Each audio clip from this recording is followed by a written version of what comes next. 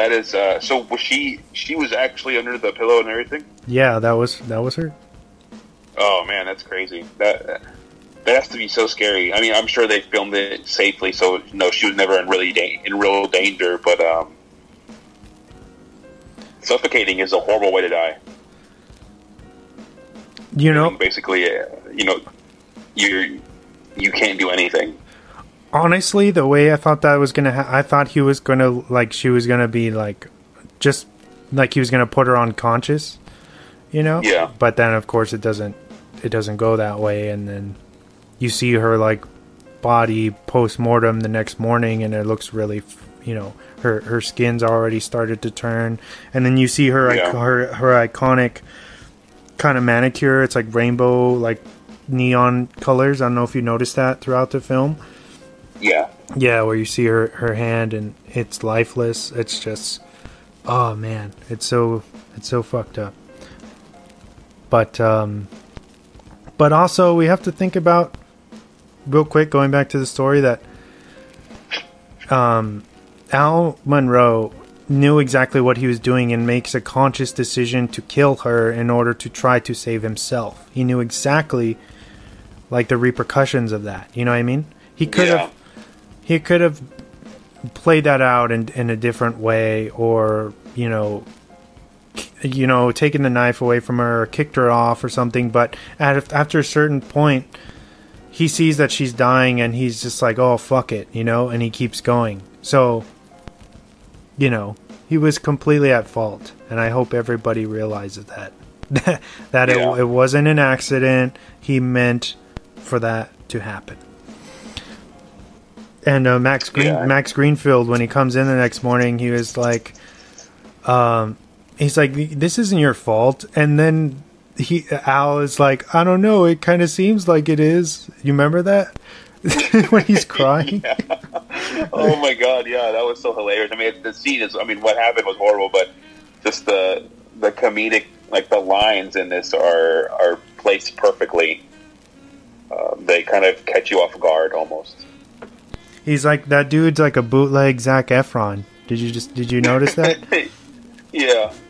The great value. Yeah. Market pantry Zac Efron. Oh man. Okay, moving on. Both the Paris Hilton pharmacy scene and dinner scene involving Bo Burnham's character Ryan were improvised. Oh, that's awesome. Yeah. When you have her mom and dad. Shit. Who are they? Jennifer Coolidge, who was made famous as Stifler's mom. Yeah. And then Clancy Brown, who's he's in a lot of stuff actually, like Pet Sematary 2. He's been in a lot of stuff, but as her dad, and they going back and forth, and it's super awkward, and you can tell that Cassie hasn't brought a dude home in a really long time, and they don't know how to really have respond to that. Yeah, they don't know how to have proper dinner etiquette. And you have Bo Burnham kind of with his weird awkward charm, and they have that joke in there where they're like, "Oh, so you're a doctor. I bet your parents are really proud that you actually achieved that in your life." And he's like, "Nah, I don't know. They wanted me to be a DJ." and then the parents kind of look at each other confused, and then the dad, I'm like, "Oh, it's a joke." Yeah, he's like, "Oh, you didn't tell me he was funny."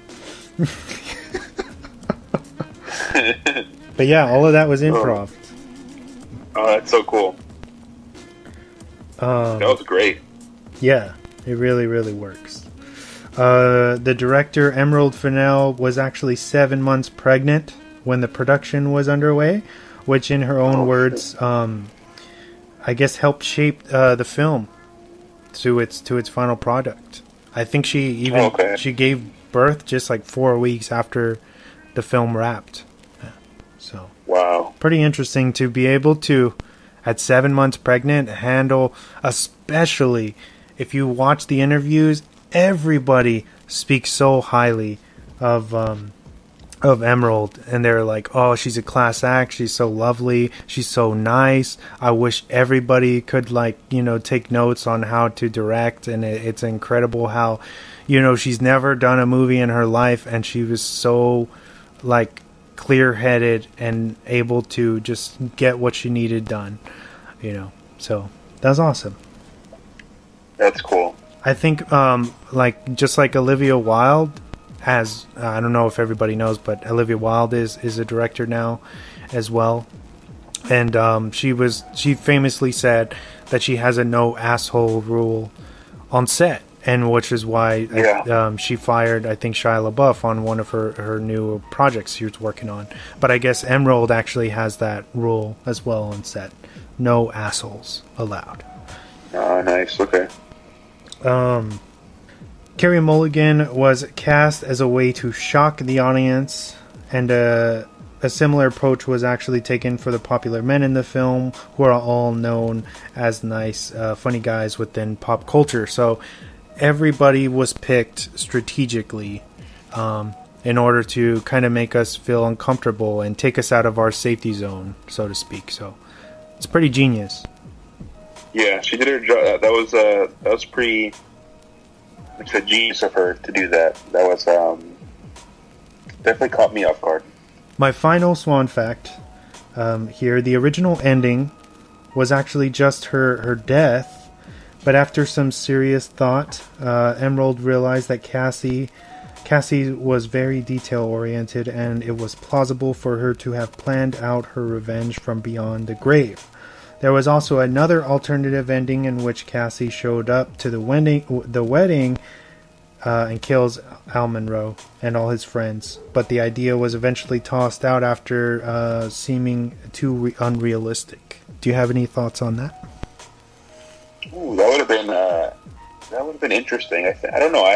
That would have been a pretty cool ending too. I don't know. I like this ending. It was. I feel like this one was the better route to go. Yeah, in the grand scheme of how the movie plays out and how nothing supernatural happens, nothing too insane happens. It's very dialogue driven. It's very giving you, even going back to when she gives Ryan, Bo Burnham's, the ultimatum, like, tell me where the bachelor party is right now, where I'm going to release this video to everybody. He could have said no, and protected his friends, but like the coward that he was, and how we noticed, later on in the movie, he gives up his friends right away in order to try to, shield himself and shield his own career. You know what I mean? Yeah. And so, yeah, going back, I think that this is the ending that they chose was the fitting one. Anything else would have just kind of fallen into that trope that we've seen done again and again. So, in a lot of ways, I think that this film has set a higher bar for the genre in a good way, as to now, how can we tell this type of story in a different way? Now that we've seen it done this way, what can we do to kind of subvert it and do something different? It'll challenge people to think outside the box even further, if that's even possible. But yeah, I think this one, for what it's worth, for what my opinion is worth, I think it set a new gold standard for this type of film, which is awesome. Definitely. What are we doing next week? So next week it would have been your pick, but I think we are closing out August, which means that our boy Chris Pollock will be back on, and we are going to talk about the Tom Hanks film. I think it's Tom Hanks and Jude Law, Road to Perdition. Okay, nice. Very nice. Nice. Also, James, just so you know, if you are able to make it, you are invited. If you want to do the show, don't think that don't think that you can't join. If you're able to, if your schedule allows you to, hopefully you can jump on and do the movie with us. Oh yeah, for sure. Yeah. No, I didn't. I wasn't taking that as me getting booted or anything. But no, yeah, definitely. Yeah. I didn't take it that way, but I appreciate the sentiment of giving me the option. Okay. But yeah, so I guess next week, Road to Perdition, you said? Yep. Yes. All right. Sounds like a good one. I don't think I've seen that one, actually. No, you haven't? No, actually, I do believe my grandmother owns it on VHS. That makes sense. I've seen it in her VHS collection. Next to her TV, she has a whole bunch of them that she can't watch anymore, but she refuses to get rid of them. I think it was directed by Sam Mendes, who did. I think that's how you say his last name, but he did 1917. He's done a bunch of stuff. Okay. Yeah, very prolific director. The film's from 2002, and I think goes back to the Prohibition days. So it's kind of like in the vein of God, what's that HBO show with Boardwalk Empire? Yes, Boardwalk Empire. Thank you for the save there, my bad. Yeah, I love that show. But yeah, so Road to Perdition next week, and that leaves me with just one question for you. Yes, what is it? Where can our listeners find us if they are unaware of what we do and who we are? Let them know. Okay. So we are Drop the Mic. We are a San Diego-based podcast. You can find us on pretty much every single platform that does play podcasts for you, whether it's iHeartRadio, Apple Podcasts, Google Podcasts, YouTube, Spotify. We're on a new one now. You just told me last week, and I can't remember the name of it. Luminary. Yes, we're on that as well. We're on a handful of other ones. Basically, if it plays podcasts, we are more than likely on it. Just search Drop the Mic. And I would like to say that we have a Instagram as well. You can get in contact with us there. It's at Drop the Mic _podcast. You can me and Wes are both attached to that. Like I said, you can DM us if you don't want to comment and be so public about things. You can be a little more private and ask us questions about the movies that we've done or movies that we haven't done yet. You can comment on our weekly alerts that we post or our weekly focus of the movie focus of the week that we're doing. You can comment on those, tell us if you liked it, loved it, or you're kind of in between. Or you can rec a movie for us, and then hopefully we can get that done for you as well. But other than that, I think that's about it. Very nicely said. Thank you. All right, dude. This was a very fun episode. Thanks again for being able to jump on and talk about this movie. I'm glad you enjoyed it. Oh, yeah. Yeah. I guess until next week. All right. Have a good night. You as well. I actually wanted to meet you today to talk about something in particular. I did wonder. No one's heard from you in forever. I wanted to talk to you about why I dropped out. Okay, sure. You remember what happened, right? Such a long time ago now. I know, but you remember. I mean, vaguely. Do you ever think about it? Why would I? Right.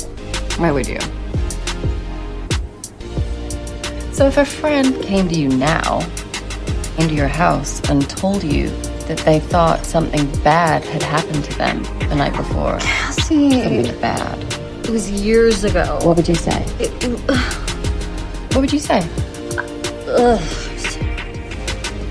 A little weird. Would you roll your eyes behind her back and dismiss the whole thing as drama? I don't know why you're mad at me. Okay, I'm not the only one who didn't believe it. If you have a reputation for sleeping around, then maybe people aren't going to believe you when you say something's happened. I mean...